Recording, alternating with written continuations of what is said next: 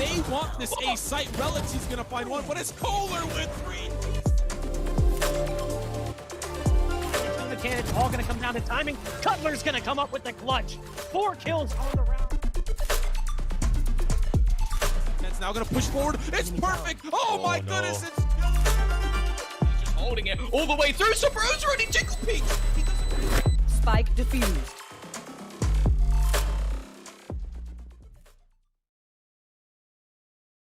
Hello and welcome to Press 4 to Defuse. It's a different sort of shape, I suppose, this time. I'm going to be hosting it. My name is Ryan Central, and it's not HitScan, it's Nerd Street Gamers. We have a lot of stuff to go over this point. Daft Mike actually doing some pretty insane Counter-Strike casting at the moment for a big event, so shout out to him.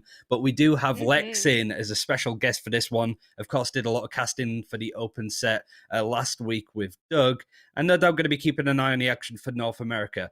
Before we get started, it's worth adding that there's a bit of a PSA to mention when it comes to the scheduling of the closed qualifiers. The main thing is that it's been pushed back a couple of days. I believe it was meant to start tomorrow, but with all of the power going out in various places across North America, Nerd Street Gamers Riot have decided to postpone it to Saturday at this point. So these first games of the closed qualifiers will start on Saturday. The finals will be on Tuesday, I think, next week. So if you're asking if there's a game today, there's never meant to be a game today, so no, but there's not meant to be a game tomorrow either. So be sure to keep up to date with that. You can follow Nerd Street Gamers on Twitter, for example, just in case anything changes. But that's the most important thing to go over.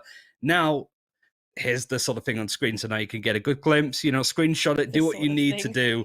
I'm actually really impressed with the response, Sam. Like, it kind of came out of nowhere. It surprised a lot of people, and it's a very dangerous position to be in North America with power going out, literally. So the fact that they've turned this around, I think Shazam's out of power, Poach is out of power. There's multiple players that are currently without a PC currently, so they're probably losing their minds right now out of boredom, I'd imagine. Oh, I know I would be. I think that this is a really good move from NSG, right? I really appreciate that. Of course, it's going to be interesting that having games on like the Monday, Tuesday vibe. Those are the days of the week that everybody hates. But I think that this is a good response. We can't help natural disasters. Obviously, it's snowing in Texas. Who would have thought? These things do happen. So it's good that that NSG Riot have kind of jumped up, made the right switch. And hopefully by this weekend, people are back on track. If not, I mean, you can't postpone in perpetuum. So the show must go on, as they say. So hopefully players are back in. Otherwise, it's going to be a very disappointing round. Yeah, and I think it's actually kind of wild, just in the first place, that we're even talking about, that it snowed somewhere and the infrastructure didn't hold up, so we're going to delay an esports event. But you got to think, there are like... almost every single team has, 1 or 2 Texas-based gamers, not necessarily in Austin specifically, but there are a lot of teams that are located in that area. I mean, you mentioned Shazam, like I know a few other different rosters that have teams either based or living around those areas. So, in the end, I think it's a good thing that NSG is kind of getting in front of it rather than having to worry about it on match day, potentially, where 1 or 2 teams from rosters can't make it. It would definitely dilute, I think, the substance of the tournament, the quality of the tournament, if, every other roster was missing a player or two. So hopefully that gets taken care of sooner rather than later. Yeah, quick sidebar, because I'm genuinely not sure. Why do so many people live in Texas? I know that a couple of people have moved away from LA, which makes sense because it's super expensive. But yeah, I mean, I'm one of those Texas people. Is a nice place to live. That's such a weird question. Well, why do you live in Texas? It's one I can answer. Do we have time? I got it. I'm all over this one. Go on, then. I guess the short answer is, I mean, Austin's a culturally diverse city. It's got great internet. Like, there's a lot of reasons why you would want to live as a gamer in there. But industry wise, there's tech stuff. That kind of well connected draws people, I suppose. Yeah, I mean, you have events there, or you used to before COVID anyway. And I would say, like, for me anyway, Vegas, LA, Austin, Denver, like, those are the cities, areas where you'd want to live in if you're living in esports gaming space, just by virtue of not having to travel a ton. But I think a lot of like orgs and gaming has always kind of resided around Texas, just by virtue of the fact that a little bit of esports history, most of the major gaming tournaments in North America in the past were Dallas based. So you'd go, you know, oh, and there's Dallas based servers, so you get hella low ping when you live in that Ah. area. So that's, I mean, all those now we've hit things. the real That's reason. it. Oh Just yeah, ping. you're playing. You know, it's affordable to live. You get 10 ping. You don't have to fly anywhere crazy for the events. So like, you know, Texas makes sense, and I think that's it's an interesting thought as to why so many gamers are focused in these points. But Right, there it we're is. 10 minutes into the show. We've not spoken about anything important yet at this point, so that's a good start. Is this different in any way, shape, or form from every other episode? No, but I figured I'd try to do a better job than Darth when it comes to getting things on the road. I just wanted to make sure that my job as the host was at least a good showing. But I do want to brace for the Run It Back, where we go over a bit of the news, because we have to go through Europe and North American open and close qualifiers as Challengers 2 ends this week, a little bit into next week because of the postponement of North America. But going on to the first bit of Run It Back news, OG has officially announced the Monkey Business roster. I wonder what the holdup was here, Sam, because we knew this for some time. Even all of the different Twitter profiles were, you know, basically saying that Monkey Business were OG at this point. Monkey Business, the old name for OG, in case you didn't know either. The funny thing was, in the Red Bull Homeground event that I casted, it just flat out said OG are participating. And I was like, is this like a typo? Like, are OG, am I going mad? Is Subtle. OG an actual team? And like, oh no, that's not happening just yet. But it's official, and they're already going to be a part of Challengers 2, right, Sam? Yeah, absolutely. I mean, we even saw VCT's official Twitter every time they won something, and then they started tweeting out about it. Come on, OG, what's going on here? And it was really weird for everyone else in the sphere. So this didn't really come as a surprise to anyone. When we talk about holdups, I think the biggest thing comes down to contract negotiation.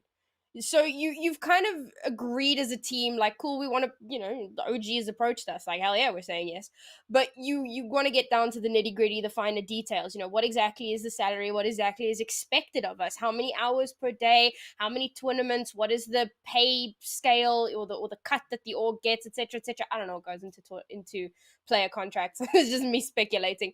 But I imagine there's a lot of detail that needs to be covered before anything can be finalized. And you don't want to announce something before you have everything in place. We've actually seen something in EU recently where a player was bought and everything was done, and then he decided, kind of at the drop of a hat, actually, I'm not joining your team anymore.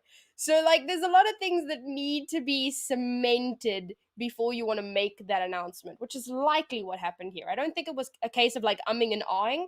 There was a lot of speculation that because they didn't do exceptionally well in Red Bull, that OG were just like, all right, cool, we're not about this team anymore. I don't think it was that. I think it was purely just a negotiation thing. There was rumors of that happening, but yeah, I think it was pretty much set in stone. You did mention a team that is worth going over. These next two bits of news, I'm just going to breeze through because they're not really too impactful. 19 Esports announced their official roster going into Challengers 2. It's effectively the old Vodafone Giants roster, the full Spanish team. The interesting thing is they announced a couple of days ago, and already Fatinho has left the team to go somewhere else. Arguably his best player for this roster, a really good jet player, really standout individual. Again, played up against him in a playtest with Mixwell, killed them both, and I think went positive against them. So I'll take that. I don't get to take much, but I'll take that. But in any case, this team is looking pretty good. They've had some good results so far up until Challengers 2, where they were knocked out in a pretty interesting run of form. Considering all the games are best of 3 now, not really any excuses. The other bit of news with North America is that Slimy Boogermen have disbanded. You know, F's in chat, you know, I'll take my hat off for those guys because they did have a really good showing at First Strike. But really, since then, we haven't seen all that much from them when it comes to pushing for actual closed parts of the tournament. It was just that first stretch of First Strike with Nerd Street Gamers, and that was it. But finally, Lex, we have Unbox, Bench, Poach. And you casted these guys, right, against 100 Thieves, and no doubt you were keeping an eye on them through the tournament. Do you think that a loss of a player like Poach is a big loss for somebody like Unbox? Because he seemed to be the engine of the team. Frag-centric, maybe not, but he was certainly the brains behind it all. I mean, truth be told, I can't really speak to the inner workings of Anbox and his leadership or lack thereof. I mean, the fact is, if you're getting benched off a roster like that, I mean, I think everybody likes Poach, so it's tough to just call it like it is. But they probably had a reason.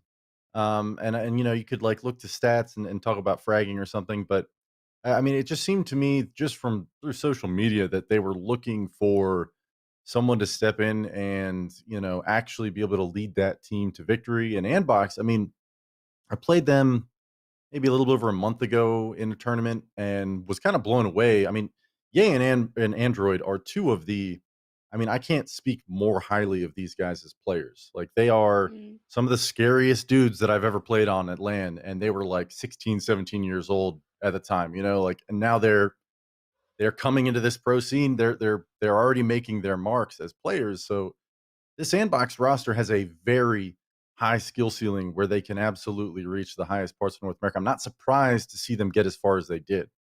So if there's some ways that maybe you're feeling like you're limited, or maybe you're making mistakes repeatedly and maybe he's not adjusting to it. I don't know. I can only speculate. But I think in general, you know, Rebo, I'm not sure. I'm not necessarily sold on him to round out that roster and get them to that point, but I think you put anybody in there, that team's going to find a level of success. So for them, you know, doing as well as they have been, probably not under a ton of pressure to finalize that roster necessarily. So I hope, you know, Rebo works out for them. But I don't think this is in some way that they're losing something great with Poach. He was playing a few agents that made them unique. Viper specifically is one of those agents where you can totally, you know, at least in the North American scene, at least where it's less regular to have a Viper in your lineup, you're giving a different look. You're throwing teams off guard with your play style, and I think that's an edge that he brought to the table. I don't know if Rebo will be able to replicate that, but I think it'll be interesting to watch that team moving forward. Yeah, and Bucks were a team that pioneered a lot of the stuff that we saw on Split with the Viper, like you mentioned. But since not even First Strike before then, it was like the complexity tournament. That's what Ambox won. That's right. We haven't seen them step up really. They are consistently a tier 2 team, you have to say. They do well to get up there, and it's unfortunate they ran into 100 thieves that weren't letting anybody get a shoe in on them, right? So I do feel bad for them there. I think they're going to be consistent, but it did look a bit more of a lost team without them. Sam, we're going to be talking a little bit more about Europe. Again, we have to kind of talk about open and closed because it's all within the vicinity of 6 days at this point. We're currently on day 2. It's literally ongoing right now. And we have best of FAZE for one, which obviously Europeans are going to be super stoked about. I'm glad that Riot had a good response on this. I love the fact that, I kind of said it before, but the thing about Valorant is that you can just kind of call competitive integrity.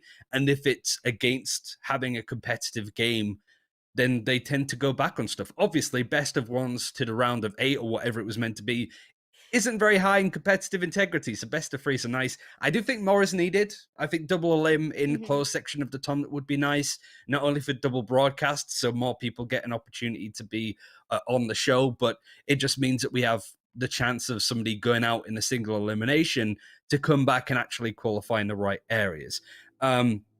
We have it broken down into 4 brackets. We're going to have it on screen, and the bracket for Europe is massive. This is one of the reasons why it was best of 1 throughout, but you could generally break it down into 4 main sections. This is the first one. Even this isn't like, this is half of the first bracket, but the first part of it, one of these teams will qualify for Challengers 2. Team Vitality. out? Are they out? Or have they actually lost? 3-1. I think so. that's that's map ongoing. ongoing. That's map 2. Oh, or map 3. bro, Sorry, don't scare me like that. I was going to say, are they playing best of 5s? Have Europe just gone a bit too? That would have been so scary. I want a scary team. It does scare me. Like I mean, that. they could still lose that. Like, That's still, very much so. Like Team Vitality are not in a confident spot right now. They look good in the Red Bull home ground, but they're not the Vitality of Counter-Strike, to say the least. But in any case, bracket A has Vitality, Defuse, the French team that is very consistent being here, Alliance, which are doing really well at the moment, which is nice to see, but also Team Liquid. Team Liquid have looked pretty good at the moment. There's obviously other teams like iPon could come in and qualify out of these teams on this side of the bracket at least, but who are you going for when it comes to getting that first qualifying spot to then play up against some of the teams that won last week, which again, we need to go over in the space of 4 days. So Vitality, Defuse, Liquid, Alliance, who's qualified, if any of them? So only one of them qualifiers, if I understand it correctly, because you need the top 4. Yes. So I'm gonna give it to Liquid because they have been looking so good recently. They surprised me so much last week. And I think that if they carry on with that tear, they're going to do fantastic things. Vitality have some really, really hard hitters on that team. People we've been lauding for a long time. The most obvious example, of course, being CNED. Since way back in the Ignition series, we were saying he's one of the best oppers in EU. He's ridiculous. But despite that, they haven't been getting... I'm not sure if they just haven't had like super tough brackets, or I feel like they haven't really been tested.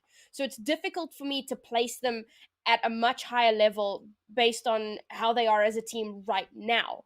So if I look at that bracket, and then of course Alliance, similar story. They've got some really great players, but haven't really been tested just yet. Liquid, tried and tested. They've had their ups and downs. At the moment, it feels like they're on a little bit of an upswing.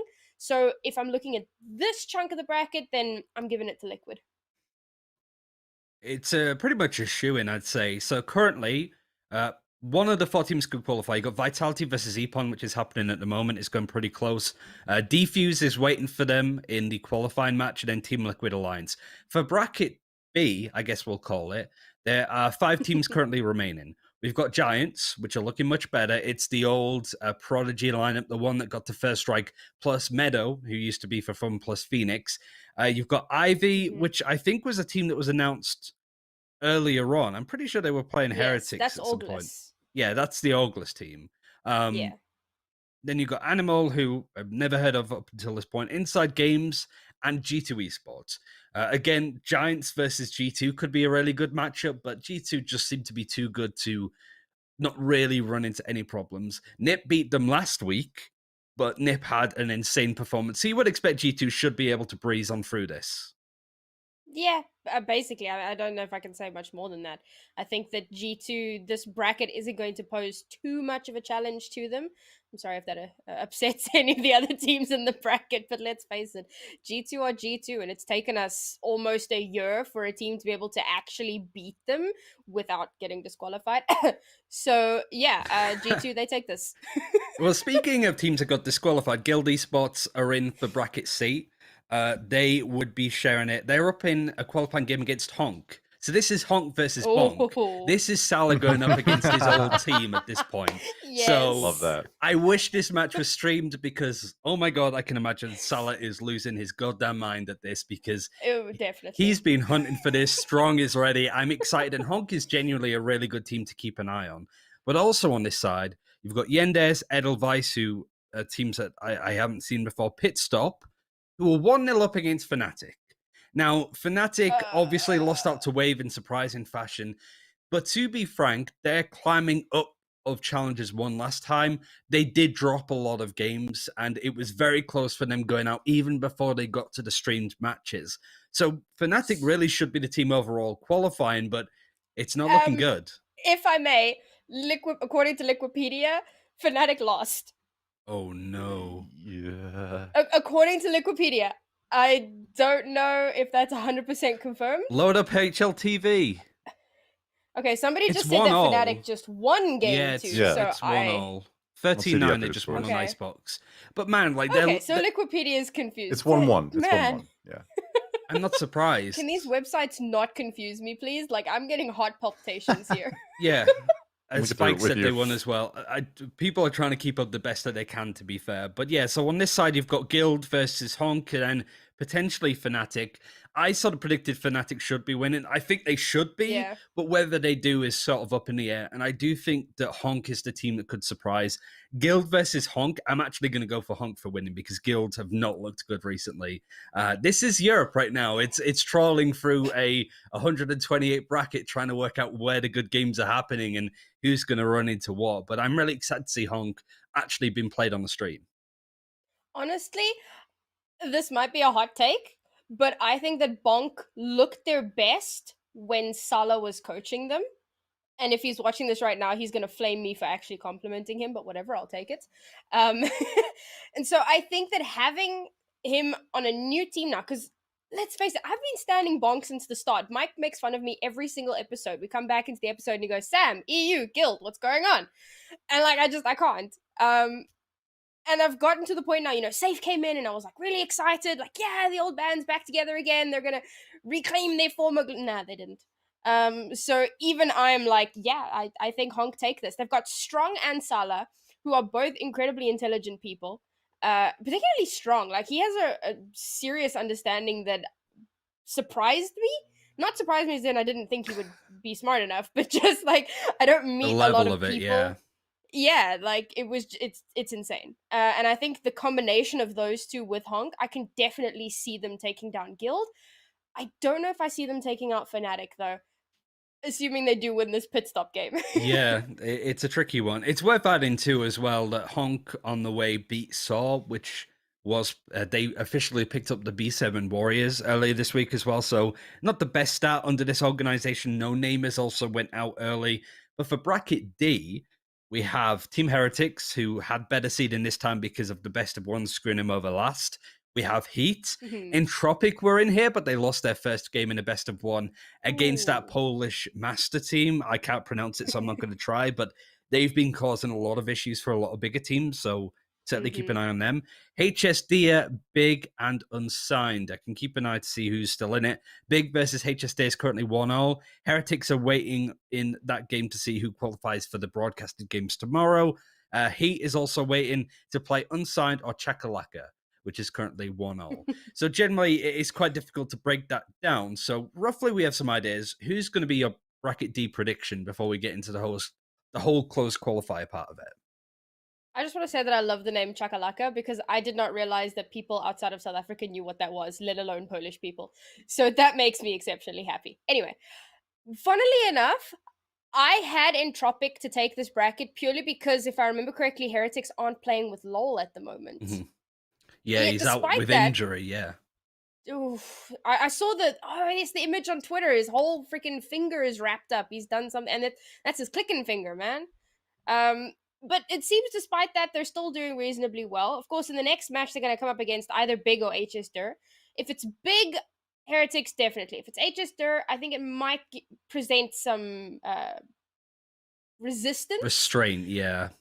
Yeah, but I'm probably gonna give it to Heretics, I guess. Without Entropic in here, maybe Heat gives them some trouble, but overall, I think Heretics take it. So that's the 4 teams that would be qualifying. In similar fashion to North America, right? You had the 4 teams going into this to meet the teams that qualified last week, or last closed qualifiers. For Europe, that is Fun Plus Phoenix, Ninja Super Pajamas, Wave, and the officially announced OG. We don't know who's playing who. All we know is that it's going to be a single limb best of 3 matchup. So they might seed it. They might even randomize it, which I think is what they did for First Strike, if I remember correctly. So really, we don't know which of the potential qualifying teams would face off against who. But it's really even difficult to predict this, right? Because we don't have a bracket to see who should play what and who should be qualifying. But are there any standout teams that you think would be making it in? For example, I think FPX beats whoever they go up against at this point. But there is a scenario where they go up against G2 in this qualifying game, right, Sam? It's impossible to make a solid prediction because we don't know who's playing who.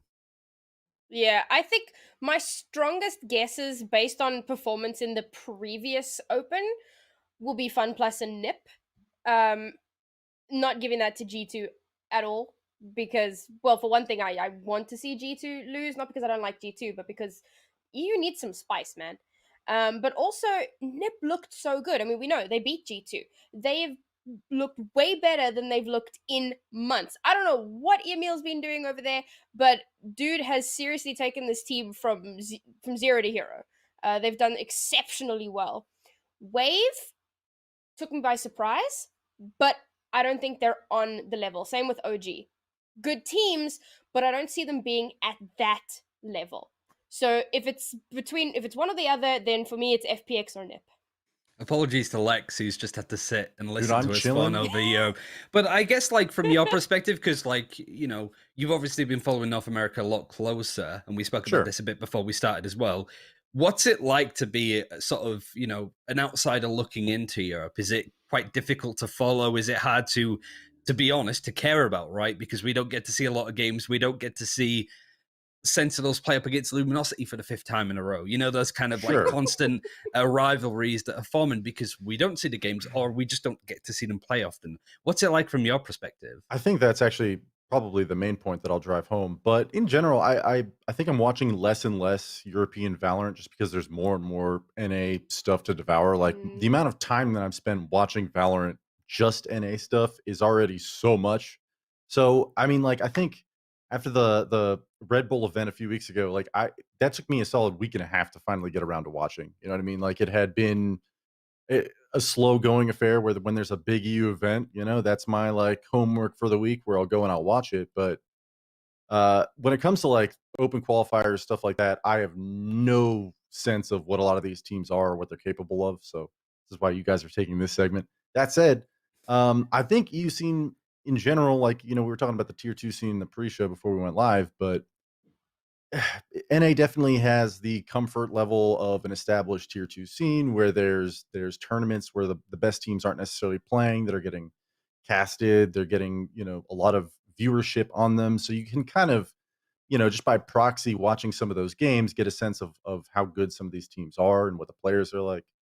Um, Whereas I think the EU scene is super interesting because I mean, even just going through all these rosters where you know, some of them might be mixes just thrown together for the weekend or whatever. And sometimes, you know, these teams that are grinding month after month are finally getting towards the higher echelons of EU.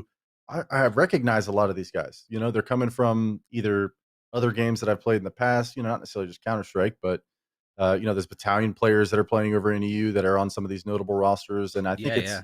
it's fascinating to kind of follow the player aspect of it where, you know, NA gets the rep of a lot of you know, washed up tier 1 pros and tier 2 CS players made the switch, but like EU has that too. And there's a lot of like really good, you know, at least from my perspective, like almost legendary CS players that are flying under the radar on some of these EU rosters. And you got to think sooner or later, whether it's based on nationality or language so far, you know, like they're going to consolidate a lot of the talent, you know, in EU. And it might take a little bit longer just because there's less events to kind of like force that to happen.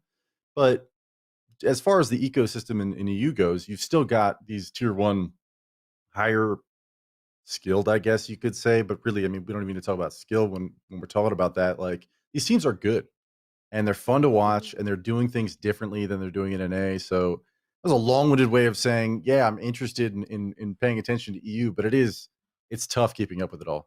Yeah, You're not and wrong. there's so much Valorant at the moment, kind of like you said, that it would be really nice to have the full double elimination shebang 4-day fiesta like we're about to go into with North America. But it's so difficult. They have different ways of going about it as well. Obviously, broadcasting stuff has been brought up quite a lot with Europe, with co-streaming, setting up other broadcasts. Sure. More can be done, but I'm glad that they're listening. And I think from perspectives like our own, as casters, analysts, content creators, we kind of need to be, you know, like, come on, right? We want more. We want to see this because ultimately, as we've been seeing over the past 3 or 4 weeks, Valorant esports, when it's fully fleshed out, is nuts. Nothing even compares to it on the market. And that brings us into a recap of what happened with the open qualifiers. Need I mention any other best of 3 game that we saw to really emphasize how good Valorant is? Gen.G versus TSM. What a hell of a series. What a surprise from Gen.G. But honestly, when you actually watch this best of 3 play out, Sam, you can't take anything away from TSM. They didn't look bad, but Gen.G just looked way better. It was like the definition of a, I want to say slugfest, but that doesn't seem right. It's not slugs. Is it a slugfest? You can call it a Look at all of slugfest. these Yeah. teams. A brawl. I'll go ahead. They were slugging it out, sure. I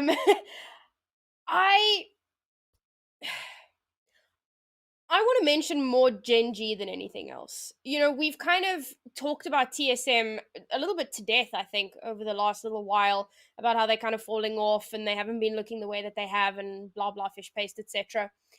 Gen.G, we have spoken a little bit about them as well, but I think just to reiterate how much better they've been looking. I was blown away by some of these players. Hwyn consistently outdoing Wardell was nuts. Kusta, that is a name that I didn't actually recognize. Dear Lord, man showed up. Like, I was ridiculous. I mean, we always talk about Sean. Oh, Gen.G picked up Sean. He's so good. He click head. Kusta was just, I don't know, man. They put him on the server this week, and he just popped off. I was blown away by this Gen.G team. Yeah, TSM played well, but Gen.G were just better on the day, and I'm really excited to see the next this coming weekend and how that continues to progress, because I think if they can continue the way they have been now, then I think that they are a real runner up or a showrunner or whatever the hell the phrase is for making that top 4. Yeah, I'm inclined to agree with you, and I think there's a couple factors that go into it. I think the addition of Kusta is the most underrated pickup. I can't believe more people aren't talking about that in North America. Like, in the Counter-Strike scene, like, Kusta was a phenom. Like, he had his career kind of thrown in I don't even know. There was a lot of things that kind of went towards Kusta not necessarily being a star in NA and not coming away with major trophies, whatever, like, want to talk about, but he's one of a few people. I mean, I mentioned Ye and Android earlier. They would fall into this category too, where you guys are just gamers, okay? Like, they're gonna whatever game they're playing, they are going Built to be one of the different. best at, and they're going to make whatever team they're on scary. And his first Mhm. event, which was like what, last weekend or the weekend before, they didn't necessarily like shock anyone. He played okay, pretty average. He was playing Cypher or Mhm. something, and an underwhelming performance. That's, if you're like thinking of him as a star player, but as this roster grows with him, I'm telling you, Kusta is the real deal. Second thing to mention there with Gen.G, Samantha, is they just added a coach in MCE, Yes. and Mhm. Yeah. The Chaos MCE God with a himself. oh yeah, no, with a CS background, man, like, there's a lot of things to unpack there. Like, coaches in this game, I never had a coach in Counter Strike, so like even in the tier 2 scene when I'm messing around with teams, even just having a coach that can come in and dissect what you're doing, kind of fix your team's mistakes, of course, but turn around and counter strat, analyze your opponents, and figure out a good way to beat them. Like, especially a guy like MCE, who's not only smart, but he's very like player and in-game involved, where I feel like he can make suggestions that you're going to listen to as a player and you're going to trust what he's saying as a player. And I just think, you know, when you're looking at what Gen.G maybe was missing, I would have told you 100 different answers that weren't these necessarily, but now they're showing us that they have some solutions to actually getting back into the like top 5, as you said, like a potential front runner for North America. Well, there it is. Like, I think those two things, you know, and I'll just kind of point at what you were saying, Ryan, to kind of reference this, but I don't think TSM has been playing poorly. I think those Right. conversations where, oh, TSM's fallen off, or oh, TSM is inconsistent. Like, no, That's what I dude, was going to ask. Gen G Because is we effing hard to beat when you've got those two Yeah. factors going for you on a new team smell. And look at how close that series was. Like that definitely should not have gone the way of Gen G in the first place. So I don't know about that. I think that even on Ascent, Gen.G was the better team than TSM. It could yeah, have gone out either way, but it was just the theatrics that's of fair. Wardell right at the end. The flick shot from Market, the free K that I think he got at that point. He had to bail him out a couple of That's times. true. But I do, real quick, because we have so much to go over as well. Hiko said that TSM potentially not a top 5 team anymore. I wanted to ask you, Ooh. like, whether you agree if they're still a top 5 team or not, but also if they're a tier 1 team or not, because I feel like with the 8 teams that have qualified, we'll talk about FaZe in a second, but I think it's fair to say that TSM are better than FaZe right now. I would say probably, if I had to guess, TSM would be about 5th or 6th out of the region. But what do you think about this team? Because they've had a really hard run at it, running into XSET and now also Gen.G that are on form, which the first step of their journey, by the way. This is just like really scratching the surface of what MCE can do for this Gen.G team. Right. No, I think that's fair. Like, when we're talking about, like, I think Gen G definitely has that stock rising factor, and TSM has basically lost all of their shine, Momentum. I guess, Yeah. right? Like, Mhm. their glimmer in the NA scene where they're like a top 5 team. I think Hiko's actually right to say that. If we're like thinking strictly about rankings, like, what has TSM done recently? Well, you'll be scratching your head for a minute. And that's not a Yeah. slight to them. I mean, even when we're talking about Gen G, by the skin of their teeth or however you want to look at it, coming out on top against TSM in a close best of 3. Like TSM still, I mean, you mentioned it, the Wardell factor. They've got the players, they have the personnel, and if you're going to turn around and say Gen.G is potentially a top 5 team, like, well, what got them there? Individual performance, good coaching. I think TSM is just lacking in some of their preparation. Maybe they're messing around with agents a lot, and I think it's fair to say, when you're challenging your own identity, tournament to tournament, weekend to weekend, you're changing things up a little bit. You're not always just going to like strike gold and find success with that. So, is TSM a top 5 team anymore? Probably not. But I think it's kind of like disingenuous to say like, oh, they've fallen off. Like the fact is, they're undergoing a phase right now where they're going to have to figure out how to be good again, how to be a number 1 team again. And there's a few other opponents that have already figured themselves out in front of that. You've got Envy, you've got you got Sentinels, and you've got a few of these teams that are on the rise as well that have been grinding clearly and are coming into these events prepared. And I think, when we're talking about Gen.G specifically and how they're able to basically just make a few adjustments on their roster, bring in a coach, almost hit the reset button, it wouldn't be outlandish to say TSM could do the same thing. And then in a couple of weeks, we're kicking ourselves for even thinking TSM wasn't here. So it's kind of a non-answer that I'm giving you. But I think on the one hand, a very I think long non-answer, considering I said to be short. But I appreciate it because you remind me a lot of Ryan, Lex. Yeah, I do this now. I know what it feels like to be on the other side of it. There's like literally like Mike that's like, come on, like off camera, like let's get this on the road. I think when it comes to the other qualifying teams, FaZe we can sum up really quickly. I think they've got a very easy bracket built by gamers. I expected more of them, even though you would consider them kind of a lesser tier 2 team in some extent. Will is an exceptional player, but he doesn't seem to show up in these big games, which is a real shame because he could certainly be mentioned along the likes of Sean, likes of Shut Up and Thief and stuff with how good he is on those kind of agents. But against teams like FaZe, we don't really get to see it all that much. I think individually they're made up of a really good squad as well. So I'm hoping to see more of BBG in the future. But FaZe qualified. Envy had a pretty easy run as well, beating Renegades in their qualifying game. Envy yet again switching around what they want to do with the Omen, seem to really want to find their flow and their play style. But Lex, I kind of want to talk about 100 Thieves real quick because you've got to sort of cover these guys against Sandbox. Sure. Nitro's back and they looked very much on fire and they were out for blood this time, it felt. Yeah, and this is just that's what 100 Thieves is going to bring you, Ryan. Like they're going to be very difficult to beat and they're not going to just roll over. I think honestly that series, it didn't even seem like they were necessarily going into those rounds, 45 seconds into the round. Ambox just necessarily was missing some gunfights, losing some gunfights that they shouldn't have. And, from there, 100 Thieves is just unstoppable. 3v5s, 2v5s. They won several of those that they probably should not have. And that's just the level of talent that you have on this roster, the brain power, the experience that these guys bring.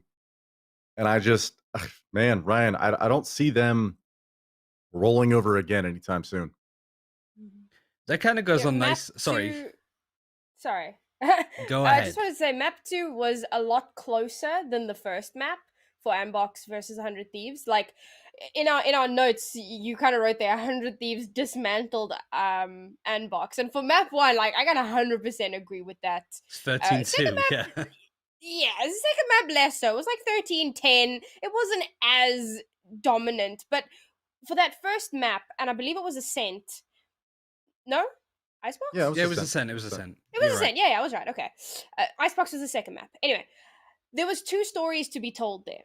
The first story was the Sentinels not getting too much value. I was, like, as I was watching, I always obviously checked the scoreboard between rounds. 2 players didn't get a frag until round 9 or 10, respectively. Like, that is ridiculous. But the other side of that story is just how aggressive 100 Thieves were on that map. They were just shutting it down left and right. You're trying to be a sentinel, you're trying to hold a site, and they're just not allowing it. And I think that really speaks to the strength of 100 Thieves. Yes, it was a lot closer on the next map around. Managed to kind of pull themselves towards themselves a little bit there. But with Nitro back in the saddle, you guys were saying, what was it, dad energy or something? I don't know. It must be something like that. But Yeah, he was insane. And I really enjoyed watching that series. Not so much the first map. The second map was a lot better. But 100 Thieves definitely back on form right now. And I'm really looking forward to seeing them play again. I've got an interesting theory actually, because we saw TSM also losing on Icebox. Both TSM and 100 Thieves were absent in not only really the first part of Challenges 1, we didn't get to see them in close qualifiers to see a lot more games from them in particular, but also the Nerd Street Gamers Winter Championship. Lex, as somebody that's like played in some of these tournaments recently as well, previously, do you feel that this is kind of bitten those teams in the ass a little bit, that they're not playing officials on the new map? Because I feel like you look at Sentinels, LG, XSET, a lot of these other teams that have had, half a dozen games on Icebox in these tournaments, they look a lot more comprehensive and know how to play it, whereas 100 Thieves and TSM looked a little less experienced. I think that kind of speaks to I everyone always asks me, Lex, can you explain to me why you love Icebox? And I think like it's set in this honeymoon phase for a while where I say honeymoon, but it's really the opposite of It's whatever like a the honeymoon opposite, is. yeah. Yeah, it's like Nightmare Holiday where there's like nobody wants to play that map. I say nobody, but like most teams don't want to play the map. Even getting practice on it can sometimes be tough. There's teams that outright refuse to play it. And so at the higher levels, I got to imagine, if teams are willing to play it, they've practiced it. And 100 Thieves is a team where on that event in that series against Andbox, I'm pretty sure that was the first time that I had seen 100 Thieves play, maybe ever, on Icebox. And they came out in 13-10 win against Andbox, who I would say was a really good Icebox team leading into that. It's kind of like their map. So to answer your question, I think it could bite these teams in the ass. And, there are examples already where that's come to pass. It's almost like a nuke or a train earlier on in CSGO where teams that are in the tier 2, edge of tier 1, they want to get good at those maps early so that, when picks and bans come around, they get that kind of like map advantage where they catch the better teams off guard. I think that's maybe why we've seen that already, but I don't know, Ryan. I think that map still hasn't been like developed. As in there's teams that are playing the map like in a very strong way, and then there's teams that are able, just based off skill, to walk into the A site every round and take it, and that's the depth of strategy. And like that's kind of been a meme in recent weeks, but it's kind of true.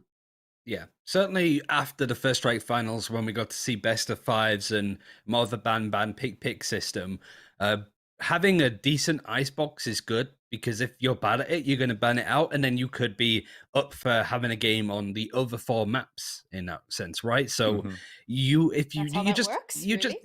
like you have to have a mediocre icebox at best, just in case it comes into the map pool at some point, right? So now that we've sort of spoken about that, we have 8 teams left, 4 of which will be heading to the first Masters, which will be in another few weeks. I'm not going to spend time sort of going through the whole bracket because there's so many like intricate matchups that we could talk about. So let's go over these first match predictions first. We've got Sentinels versus FaZe Clan, XSET versus Envy, Immortals versus GEN.G, and then Luminosity Gaming versus 100 Thieves. Let's start with that last one, actually, because that's a hell of a game. Lex, who's coming out on top, Luminosity or 100 Thieves in that first game? Ooh, this is the toughest one of the whole thing. But I'll say this. I think it's unlikely that LG even takes a map off 100 Thieves. And I am number one LG stan. Like I've loved watching this team grow. It's just, listen, if I'm Hiko, Steel, or Nitro, and I can't speak to their egos, but there's just no way that I'm losing to Luminosity, in this big and this important of an event. You know what? Like this is what I'm saying. 100 Thieves has that factor where they are just going to compete at their highest level, and they're not going to be nervous. They're not going to be worried about anything. They're not going to be stressed about the match. And I think that's like, speaking from LG's perspective, that's a tough ask in the first round to go up against 100 Thieves. Mm-hmm. What about you, Sam? In a word, because I want to hear your perspective on Immortals versus GEN.G in a second. But LG versus 100 Thieves, who's taking it? In a word, 100T? Is that one word? I guess. Oh, yeah, that's a good point, actually. I mean, in you a made that really succinct difficult answer, for me, Ryan. in a sentence, yeah. Thieves, just say Thieves. Immortals versus GEN.G, right? We've got Immortals that made it to the finals of Challenges 1, but they did kind of fall a bit flat up against Sentinels, not even taking a map off of them. The only map that they got was going through the upper bracket. versus a Gen.G that seems to be on fire. Who's winning that game? Because again, that's a hell of a matchup. Yeah, I think it's going to be pretty close. But I think if Gen.G show up the way that they did this past week, if Kusta is on that same tip again, and Hwin just keeps popping off with that operator, and Sean just does what Sean does, then I see Gen.G taking this one. I think that Immortals put up one hell of a fight, but I think Gen.G walk away with it. I guess you could say in a word for these two teams, Lex, but do you agree or disagree? I'm not sure, man. That I think this series is a toss up, Ryan. I don't know, man. So that's I'd a say maybe. Yeah. I'd say I agree with Sam though Perhaps. for her points. I just am saying like Immortals is always just surprising me. Like they're always Yeah. doing better than I think they will. And it's still very early days with this roster too, right? So, Mhm. and also Gen.G do have a bit of a like it's hard to say now with the win over TSM, but they do have a habit of just sort of falling off a little bit. The same could be said for Envy, right? Against XSET, that's a tough all game. They've matched up a couple of times, and XSET was one of the teams that sent Envy home last time. Lex, who's coming out on top with this one? Because Envy have done really well to get through the upper qualifiers to be here again, right? So is this new iteration of how they're playing with Mummy mostly on the Omen going to be enough to go up against XSET? You know what? I've heard a few people be critical towards his Omen play, but man, if you go back and watch that VOD, Mame is very elusive with his Omen, like his shrouded steps, the way he's getting in and out of fights. He does it really well with the operator. He's one of the few players in the scene that does. So that said, like I think the changes with Envy are actually going to yield them more consistent results. Whereas, side of XSET, I think that is also a team that stock rising, Ryan, but I don't know how they can just like roll over Envy in a series. I imagine Envy comes out on top. Yep. What about I'm you? Are you agreeing? I'm still riding the Envy hype train, and I've noticed this about myself. I'm very stubborn when I start supporting a team, so I'm going to continue supporting Envy until they become the next guild, which hopefully they don't. But so yeah, I think Hopefully, yeah. they do come out on top of this one. Sentinels versus FaZe Clan. Do we really need to sort of go into detail for this? Like, FaZe are really good at what they do. Do not get me wrong. I don't want to be one of these like influencers, like I'm talking like YouTube chat, like just content creators, analysts that just kind of go against FaZe. Like, yeah, their playstyle is very frag centric. It's very much horny for kills, but I would imagine that Sentinels is going to give them a masterclass here, right? That's the expectation. Yeah. But on this as well, we now need to pick 4 teams that are going to Masters. You could sort of do it like logistically, looking through the bracket to see who would end where. But I want to say mine because I had a bit more time to ponder over it. I think it's going to be Sentinels, 100 Thieves, because of course, neither of which these two teams will run into each other until the upper final, which is where I think they will meet. Then I think it's going to be Immortals and Luminosity Gaming. Envy have too much of a habit of sort of falling off when it matters most. That happened pretty much the exact case from Challengers 1. I would expect it to happen here. They don't really seem to have a bit of a hold on this info-starving play style that LG and XSET are so prolific at.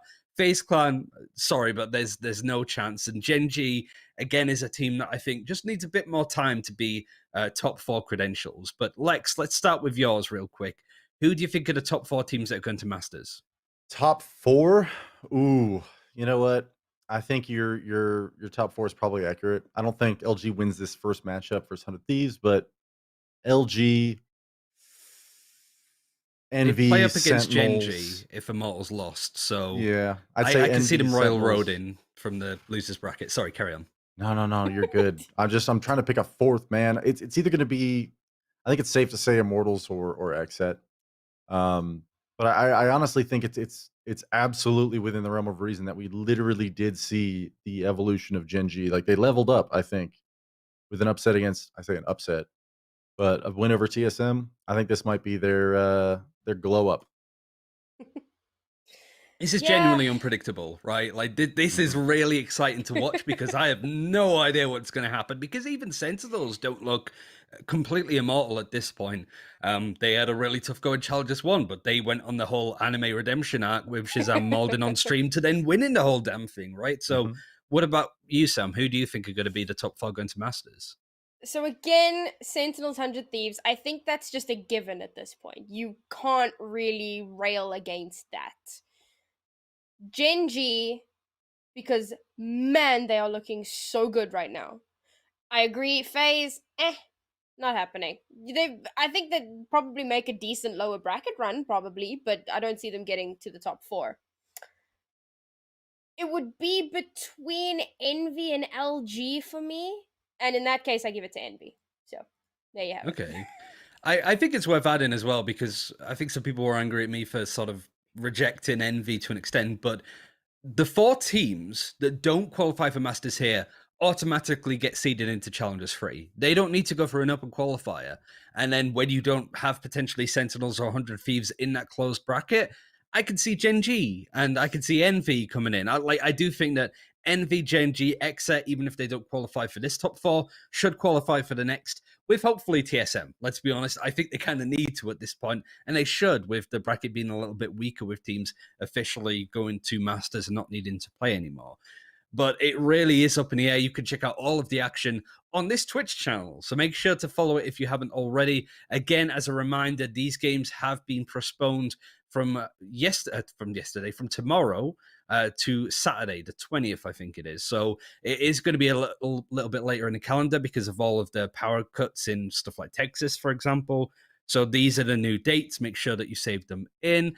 And we'll be back next week to have a recap of not only all of the action in North America, but Europe and maybe some of the other regions. But this is meant to be an hour show, and we've done it in 61 minutes. So I'm pretty proud of myself, even though I've had to crack the whip a couple of times, and I'm ruining it because I'm rambling. Our show. We literally decided that a week ago. Yeah, it's meant to be 30 minutes, but we'll take liberties when we can. Thank you very much, Lex, for joining in at such short notice and providing the insight. Hopefully we'll get you on at some point when, I don't know, we get power outages and can't do anything about it, or we get to cast IEM like Mike is, so good luck to him. But that's going to be it for this week. Be sure to follow for all of the podcasts in the future, and of course NA Challenges 2, the closed qualifiers coming up this week, and it's going to be a hell of a show, so keep an eye out for that. We'll see you next week. Take care.